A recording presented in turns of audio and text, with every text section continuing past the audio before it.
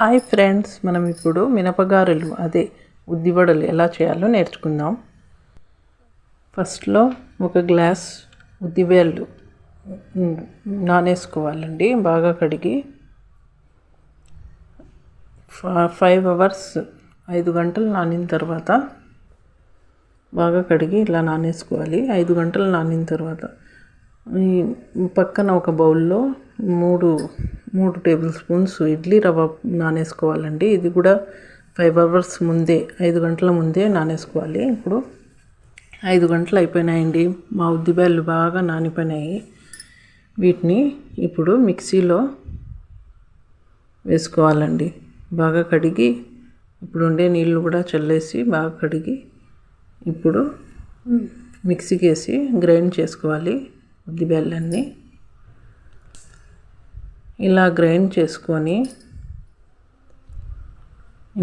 చేసుకొని పెట్టేసుకొని ఇందులోకి కట్ చేసిన ఆనియన్స్, కట్ చేసిన పచ్చిమిర్చి, కట్ చేసిన కొత్తిమీర చిన్నగా కట్ చేసుకోవాలండి. ఆనియన్స్ అలా కట్ చేసుకొని పచ్చిమిరపకాయలు ఇట్లానే చిన్నగా కట్ చేసుకోవాలి.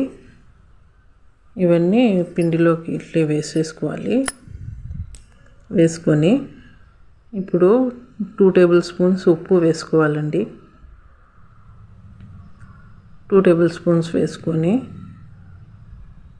సోడా పిండి కొంచెం వేసుకోండి. 1/2 టేబుల్ స్పూన్కి కొంచెం తక్కువే వేసుకోండి. ఇప్పుడు మేము ఇడ్లీ రవ్వ నానేసుకున్నాం కదండి, 3 టేబుల్ స్పూన్స్ అవి ఇప్పుడు కడిగి ఆ రవ్వ ఇప్పుడు వేసుకోవాలండి. ఇలా వేసుకొని మొత్తం కలిపేసుకోవాలి. ఇలా కలిపేసుకొని ఇప్పుడు కొంచెంగా పిండి తీసుకొని ఈ పేపర్ మీద ప్లాస్టిక్ కవర్ మీద ఆయిల్ బాగా పూసి చేతులకి కూడా ఆయిల్ పెట్టుకోవాలండి. నేను పెట్టుకుంటే కొంచెం పిండి మా చేతులకి తగులుకోదు. ఇట్లానే మధ్యలో కొంచెం రంధ్రంలాగా ఇట్లా చేసేసి ఆయిల్లోకి వేసుకోవాలి. ఒక్కొక్క 2గా 3గా వేసుకోవచ్చు. మేము ఆయిల్ క్వాంటిటీని బట్టి వేసుకొని లో ఫ్లేమ్ మీడియం ఫ్లేమ్లో వేయించుకోవాలి. ఇలా రవ్వ వేసుకున్నందుకు ఈ వడలు చాలా క్రిస్పీగా, చాలా టేస్టీగా బాగా వస్తాయండి. రెడీ అండి. మేము చేసుకున్న ఈ మినపగారెలు, ఉద్దివడలు. ఇవి పైన క్రిస్పీగా, లోపల టేస్ట్గా భలే ఉంటాయండి. మేము ఇడ్లీ రవ్వ వేసుకున్నాం కదా కొంచెము, అందుకు క్రిస్పీగా కరకరలాడుతూ భలే టేస్ట్గా ఉంటాయి.